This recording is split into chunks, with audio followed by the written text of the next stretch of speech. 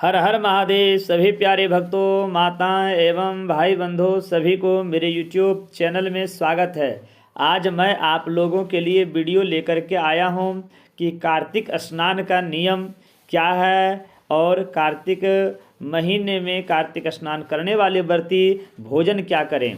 जो मेरे चैनल को सब्सक्राइब नहीं किए हैं, सब्सक्राइब अवश्य करें और शेयर किया करें। अच्छी वीडियो जानने के लिए, वेद पुराणों से, पंचांगों से जानने के लिए हमारे चैनल पर आप बने रहें, बराबर अवश्य ही देखें। कार्तिक महात्म्य के अनुसार मैं आपको विधि बता रहा हूं। आश्विन माह की जो शुक्ल पक्ष की एकादशी होती है ना, उस एकादशी से ही कार्तिक व्रत का आरंभ आलस्य रहित होकर के करना चाहिए। आश्विन महीना के एकादशी शुक्ल पक्ष की जो है, उसी दिन से स्नान प्रारंभ कर देना चाहिए, नियम प्रारंभ कर देना चाहिए। जो एकादशी से नहीं कर सकते हैं वह आश्विन शुक्ल पक्ष की पूर्णमासी से ही स्नान प्रारंभ कर देना चाहिए। और अगर एक महीने तक अगर जो स्नान नहीं कर पाते हैं पूरे महीने कार्तिक में, तो वो 5 दिन भी स्नान करें। कार्तिक शुक्ल पक्ष एकादशी तिथि से, देवोत्थान एकादशी जो होता है, उस दिन से आप स्नान करें। कार्तिक शुक्ल पक्ष की एकादशी से लेकर पूर्णमासी तक। इसके नियम क्या है? पूरे महीने का 2 घड़ी रात्रि रहते तिल, कुश, अक्षत और चंदन आदि लेकर के जलाशय अर्थात नदी या गंगा नदी या घर के आसपास, ग्राम के आसपास जो भी नदी हो, तालाब हो, वहाँ पहुँचे और उस नदी के पास जाकर के, संगम के पास जाकर के स्नान करें। कहा जाता है कि संगम में स्नान का क्रमशः 10 गुना फल और तीर्थ में उससे 2 गुना फल कहा गया है। विष्णु भगवान का स्मरण करके स्नान का संकल्प करें, फिर तीर्थ आदि को कि और देवताओं के निमित्त कर्म से अर्घ्य आदि का भी दान करें। अर्घ्य मंत्रार्थ है कि कमलनाभ भगवान को नमस्कार है और जलाशय भगवान को नमस्कार है।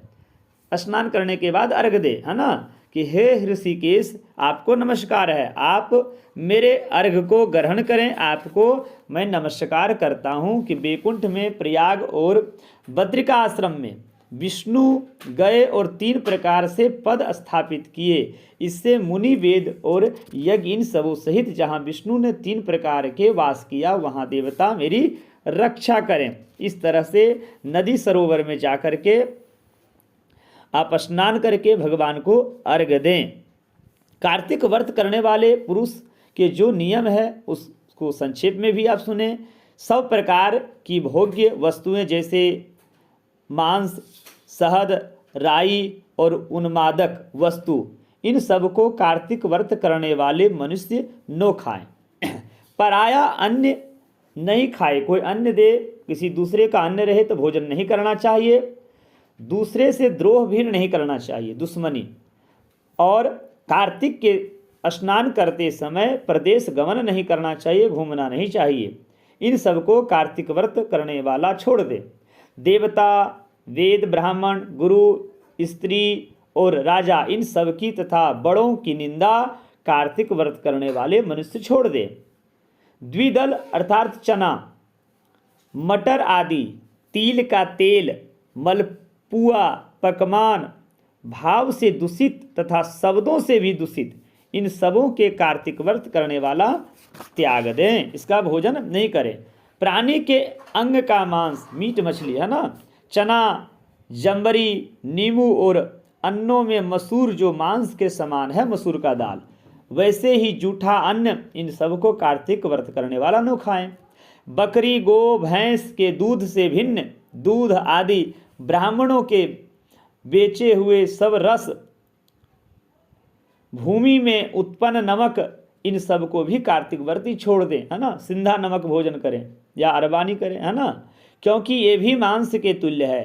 तांबे के पात्र में धरा पंचगव्य, तांबे के पात्र में अगर पंचगव्य रखे हैं और छोटी तलैया में भरा हुआ जल और अपने लिए सिद्ध किया हुआ अन्न मांस के समान कहा गया है।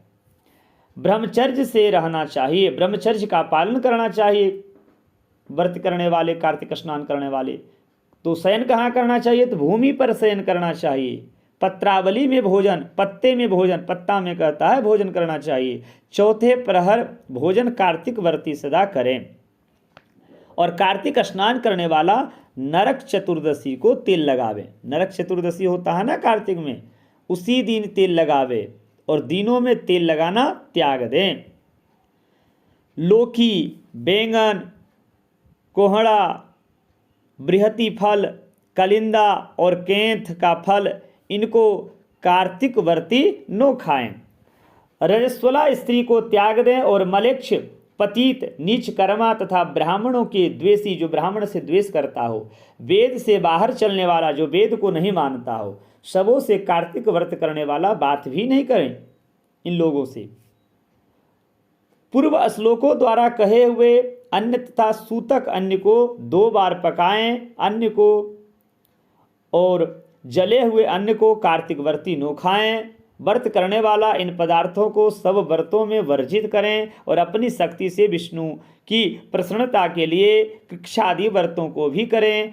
और कुम्हड़ा, बृहति फल, तरुणी शाक, मूली, बेल, कलिंदी, आंवला, नारियल, लौकी, परवल, बेर, बैंगन और लवली शाक तथा तुलसी शाक कर्म से प्रतिपदा आदि तिथियों में वर्जित है। वैसे ही व्रती रविवार को आंवला का सदा त्याग करे। कभी भी वर्षों में, साल भर कभी भी आंवला को रविवार को, जो कार्तिक स्नान करते हैं, कभी भी रविवार को खाना नहीं चाहिए। इन सब वस्तुओं के अतिरिक्त और वस्तुओं को यदि व्रती त्यागे तो उन्हें ब्राह्मणों को दान दे करके भोग लगावे। अगर कोई कि एक वस्तु हमें वो कभी भविष्य में खाना ही नहीं है तो ब्राह्मणों को दान दे करके उसको त्याग दे। व्रत करने वाला मनुष्य माघ में भी ऐसी ही नियम करे। माघ महीना जो स्नान करते हैं और प्रबोधनी एकादशी में कहे हुए हरि की जागरण करें। यानी प्रबोधनी एकादशी जो होता है उसमें कार्तिक शुक्ल पक्ष की जो एकादशी है उसमें जागरण करे रात्रि भर। और उपयुक्त विधि के अनुसार कार्तिक व्रत करने वाले मनुष्य को देख करके यमदूत ऐसे भाग जाते हैं जैसे सिंह से पीड़ित हाथी भाग जाता है। विष्णु का व्रत करने वाला एक हो तो भी श्रेष्ठ है और 100 यज्ञ करने वाला श्रेष्ठ नहीं है। अगर कार्तिक स्नान जो करते हैं, सिर्फ कार्तिक स्नान करने से इतना फल मिलता है कि 100 यज्ञ भी करेगा तो उसकी बराबरी में नहीं है। क्योंकि यज्ञ करने वाला स्वर्ग जाता है और कार्तिक व्रत करने वाला बैकुंठगामी होता है। इस पृथ्वी में भुक्ति और मुक्ति देने वाले जितने तीर्थ हैं वे सब कार्तिक व्रत करने वाले मनुष्य की देह में निवास करते हैं। इसलिए इस नियम को सिर्फ नियम करना है और प्रातः 4 बजे स्नान करनी है। प्रातः 3 बजे ही रात्रि में ही बिस्तर को छोड़ देना है। 4 से और 5 बजे प्रातः स्नान करना। सिर्फ शरीर को इस ठंडी में कष्ट देना है और नियम करना है। आपको 1 महीना तक इतना आपको फल मिलता है कि बैकुंठगामी हो जाइएगा, है ना। और किसी का शिकायत शिकवा नहीं करना। ये नियम से अगर व्रत स्नान करते हैं व्रती तो उसे बैकुंठगामी मिलते हैं। यज्ञ करने की आवश्यकता ही नहीं है। विष्णु के वाक्य से प्रेरित इंद्रादिक देवता कार्तिक व्रती की इस तरह रक्षा करते हैं जैसे सेवक अपने राजा की रक्षा करता है। विष्णु व्रत करने वाला जहाँ पूजित होकर के स्थित रहता है ना, वहाँ ग्रह, भूत, पिशाच आदि नहीं रहते हैं। ऊपर कही हुई एक कथनानुसार कार्तिक व्रत करने वाले मनुष्य के पुण्य को चतुर्मुख ब्रह्मा भी कहने में समर्थ नहीं होते हैं। जो मनुष्य विष्णु को प्रिय, संपूर्ण पापों को नाश करने वाले और अच्छे पुत्र तथा धन धान्य की वृद्धि करने वाले कार्तिक व्रत को नियम से करता है, उसको तीर्थ की यात्रा और सेवा से क्या प्रयोजन है। कोई तीर्थ करने की आवश्यकता ही उसे नहीं पड़ती है। उसके बाद क्या करें? दीपदान अवश्य करें। दीपदान कार्तिक पूर्णमासी के दिन नदी सरोवर में जाकर के या गंगा किनारे जाकर के 108 दीपक को दान करनी चाहिए। यानी दीप को प्रज्वलित करके जलाना चाहिए। गंगा किनारे या नदी किनारे या कुआं सरोवर जहाँ आप स्नान कर रहे हैं, अगर जिनके जो शहर में हैं, जहाँ गंगा नहीं है, नदी नहीं है, सरोवर नहीं है, तालाब नहीं है, वहाँ अपने घर में ही सुबह में ताज़ा जल चलाएं मोटर से, और उस बाल्टी में जरा सा 2 बूंद गंगा जल दे दें और तिल दे दें और स्नान करें। वह गंगा के समान है।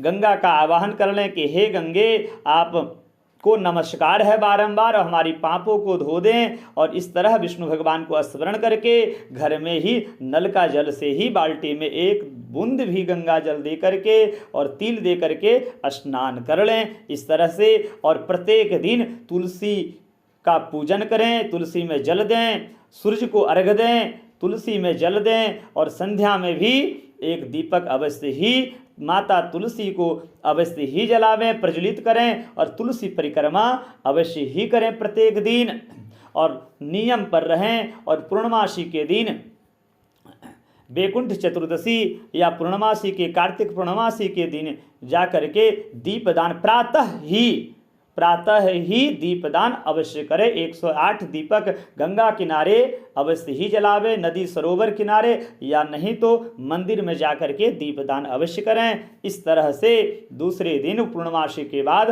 पारण करें और ब्राह्मणों को द्रव्य दक्षिणा दे करके अन्नदान करके और पारण करें। जय श्रीमन नारायण। हर हर महादेव।